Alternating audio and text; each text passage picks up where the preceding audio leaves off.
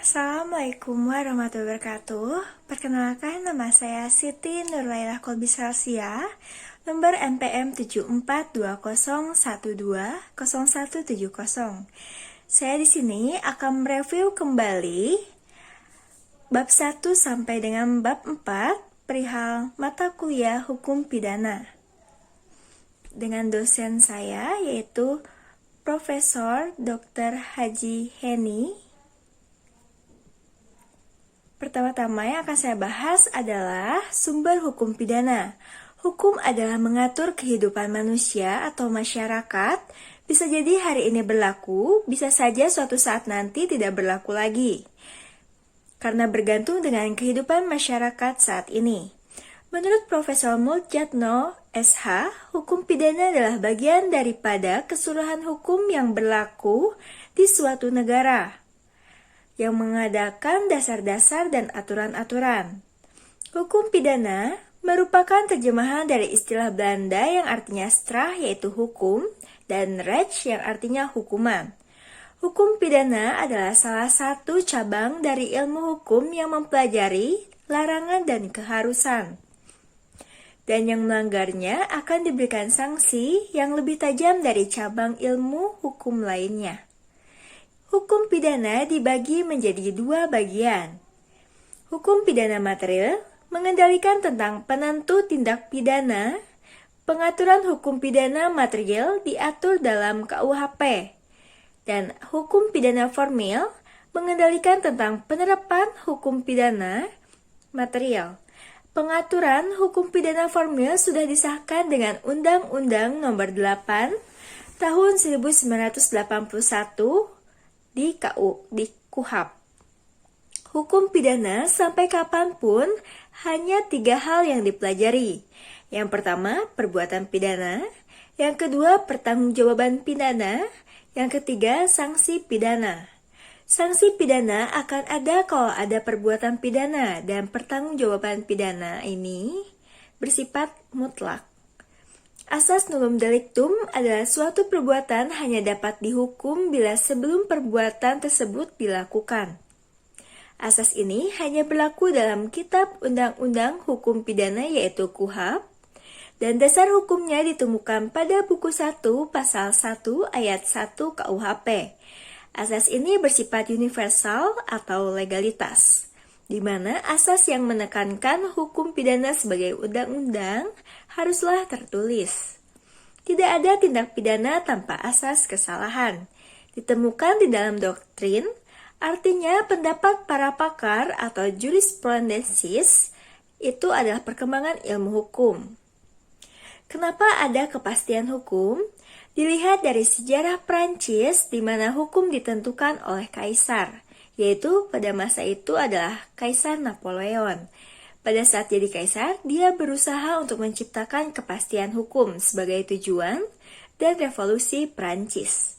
Karena Prancis menjajah Belanda, maka kode yang dibuat Napoleon diberlakukan di Belanda atau negara jajahannya. Di Belanda atau negara jajahannya, jadi di Prancis sudah berlaku kode penal. Kemudian Belanda memerdekakan diri, maka mereka punya rasa kebangsaan yang tinggi. Sehingga kode Prancis tidak berlaku lagi. Dan pada tahun 1851, suatu kodifikasi hukum Belanda yaitu WFS. Karena Belanda pernah menjajah Indonesia, maka Indonesia memberlakukan WFS dengan asas korrespondensi, maka WFS itu dibuat sama dengan di Indonesia. Kodifikasi ini yang digunakan sampai sekarang pada tahun 1918 yang telah berlaku KUHP. Belanda menyerah dan Jepang masuk. Indonesia merdeka dan menerapkan WFS ini dan ditetapkan dalam KUHP Indonesia. Warisan kolonial Belanda yang menjadi KUHP melalui Undang-Undang Pasal 1 tahun 1946, di mana berlaku WFS, isinya dari Kode Penal Prancis yang isinya merupakan titah raja. KUHP itu bagaimana cara berlakunya, di mana dan dapat diberlakukannya. Kita sering mendengar istilah locus delicti dan locus temporis, di mana yang artinya adalah tempat dan waktu. Locus temporis berdasarkan asas legalitas atau prinsip legalit. Dalam bahasa Latin, asas nu delictum cunahale. Locus delicti yaitu artinya adalah lokasi atau tempat, secara istilah yaitu berlakunya hukum pidana yang dilihat dari segi lokasi terjadinya perbuatan pidana. Berkaitan dengan undang-undang tidak berlaku surut. Lalu, bicara hal ini, hukum pidana atau KUHP ini baik berupa KUHP yang umum dan di wilayah NKRI itu terdiri dari darat, laut, dan udara. Kalau berbicara daratan, mungkin kita jelas tahu. Tapi berbeda lagi dengan udara atau laut, akan sulit untuk mencari batasnya. Batas laut di Indonesia namanya adalah zona eksklusif atau ZEE atau 100 mili pada batas air surut atau bukan pasat. Ke tengah laut itu 200 mili dan kesananya adalah laut bebas. Dan untuk mencari tahu batas udara dilihat dari bendera negara. Lalu selanjutnya adalah locus temporis berdasarkan asas legalitas atau prinsip legalit. Dalam bahasa Latin terkenal dengan adagium legendaris von Feuerbach yang berbunyi nullum delictum nulla poena sine pereve legem poenali. Asas legalitas disebut dalam pasal 1 ayat 1 Kitab KUHP bahwa suatu perbuatan tidak dapat dipidana, kecuali berdasarkan kekuatan ketentuan perundang-undangan pidana yang telah ada. Pengertian tindak pidana atau Strafbar delict. Istilah tindak pidana, istilah pengertian yuridis, pengertian hukum yang berbeda dengan kejahatan, harus berhati-hati dengan tindak kejahatan dan tindak pidana berbeda. Kalau berbicara kejahatan, maka itu apa yang dimaksud buku 2 di dalam KUHP. Kemudian istilah lainnya adalah mono yang artinya satu, disatukan perbuatan pidana. Pandangan kedua, perbuatan pidana dan tindak pidana itu adalah berbeda yang membuat terjemahkan KUHP itu sendiri adalah melihat no. Untuk apa perbedaan ini? Untuk perluasan wawasan, agar pidana dipandang lebih tinggi.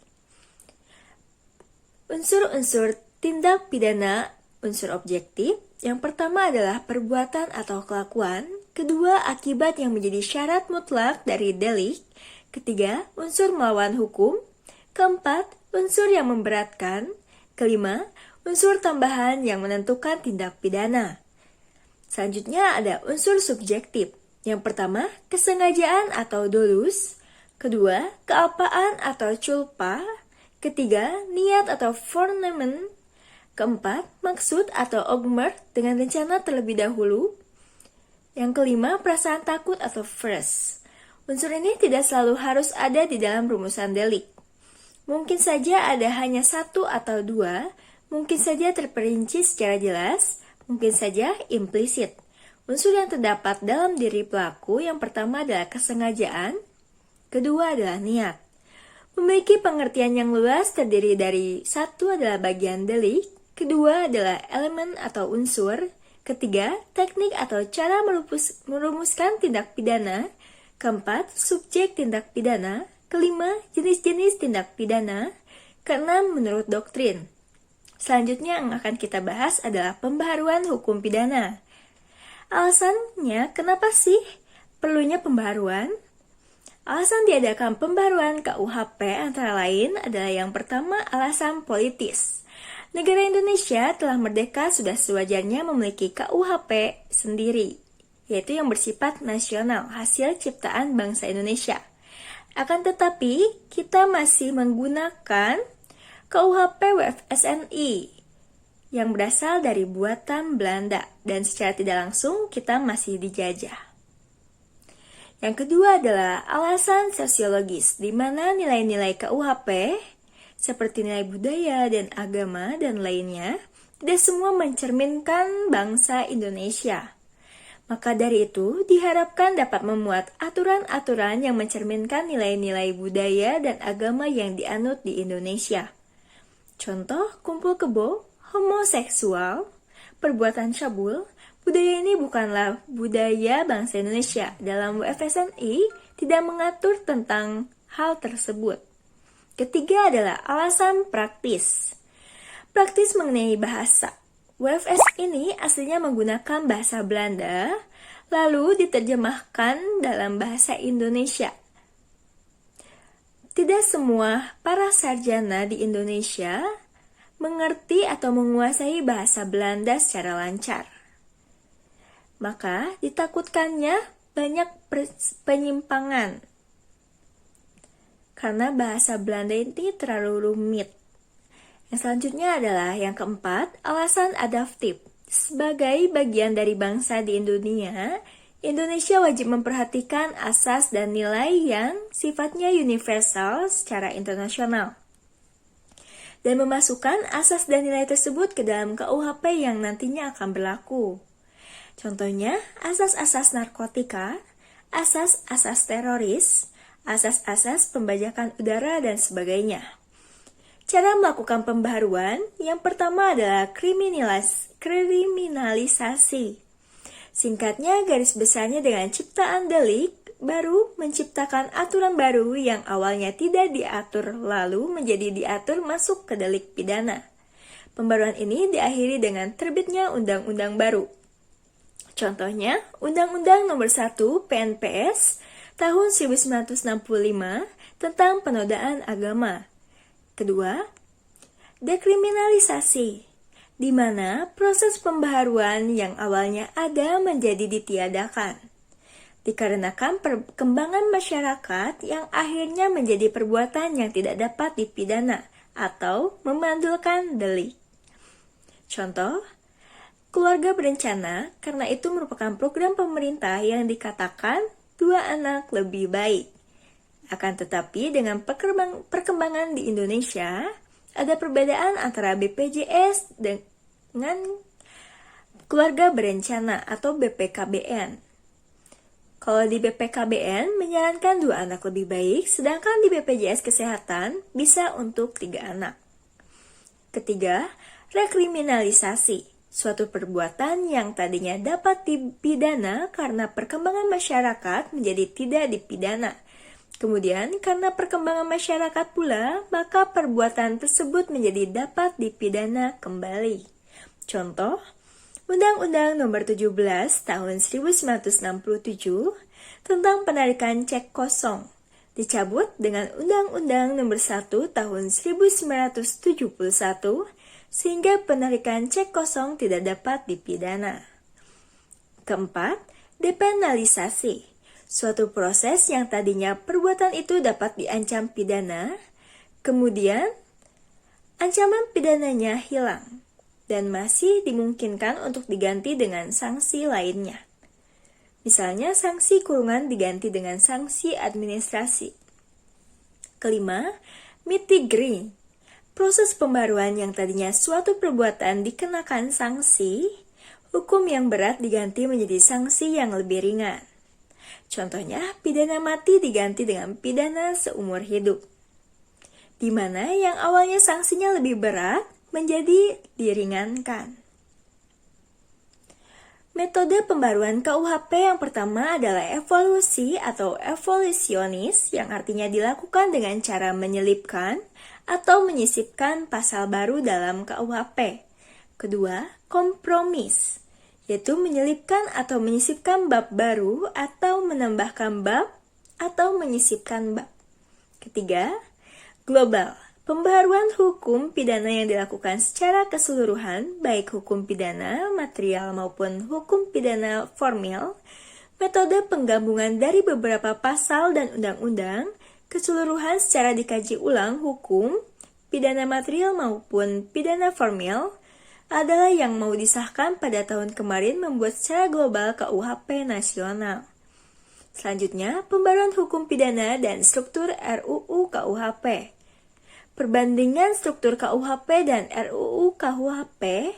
Yang pertama, KUHP merupakan aturan umum, kedua, kejahatan, ketiga, pelanggaran. Dan sedangkan RUU KUHP yang pertama adalah aturan umum, kedua adalah tindak pidana.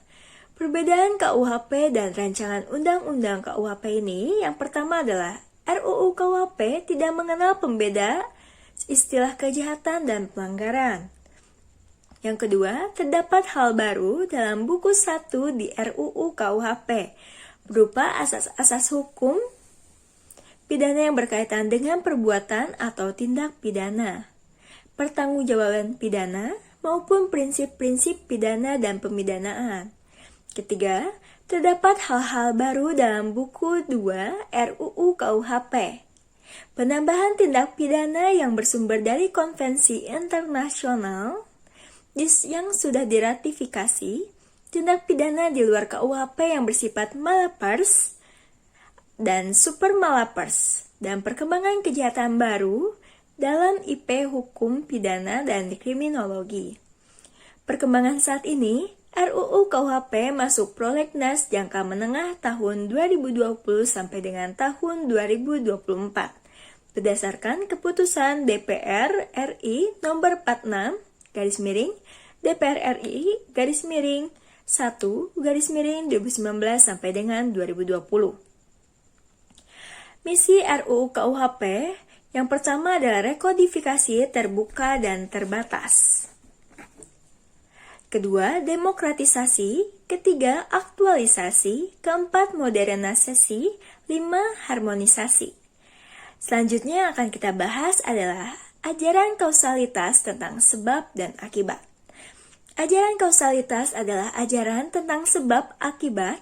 Untuk delik material permasalahan, sebab akibat menjadi sangat penting. Kausalitas berlaku ketika suatu peraturan pidana tidak berbicara tentang perbuatan atau tindak pidananya, yang dalam arti yang dilakukan dengan sengaja, namun menekankan pada hubungan antara kesalahan atau kesengajaan yang disebut dengan culpa dengan akibat. Pertama, teori conditio sine qua non atau teori syarat mutlak dari von Bury. Teori dari von Bury merupakan seorang ahli hukum di Jerman. Teori ini tidak membedakan mana faktor syarat yang mana faktor penyebab. Segala sesuatu yang masih berkaitan dalam suatu peristiwa sehingga melahirkan suatu akibat adalah termasuk menjadi penyebabnya. Teori ini mudah untuk diterapkan, tetapi akan menimbulkan masalah karena terlalu luas untuk menentukan siapa yang bertanggung jawab. Itu adalah kebaikannya. Kesulitannya adalah teori ini terlalu membentang ke belakang sehingga tanpa batas. Kedua, teori individualisasi atau pengujian kausa proxima. Sebab adalah syarat yang paling dekat dan tidak dapat dilepaskan dari akibat. Teori ini mengadakan batas antara syarat dengan sebab batasnya adalah secara penafsiran dan secara individu mengambil dasar pertimbangan sesudah kejadian atau post factum atau intokreto. Menentukan akibat dari sekian sebab itu harus dilihat rangkaiannya sendiri-sendiri. Ketiga, teori generalisasi dari Traeger. Teori ini hanya mencari satu saja dari sekian banyak sebab yang menimbulkan akibat yang dilarang. Termasuk dalam teori ini adalah teori adekuat dari von Kris, yakni musabab dari suatu kejadian adalah tindakan yang dalam keadaan normal dapat menimbulkan akibat atau kejadian yang dilarang. Sekian review saya dari bab 1 sampai dengan bab 4 tentang hukum pidana. Mohon maaf apabila banyak kesalahan dalam tutur kata saya maupun sikap saya. Terima kasih. Wassalamualaikum warahmatullahi wabarakatuh.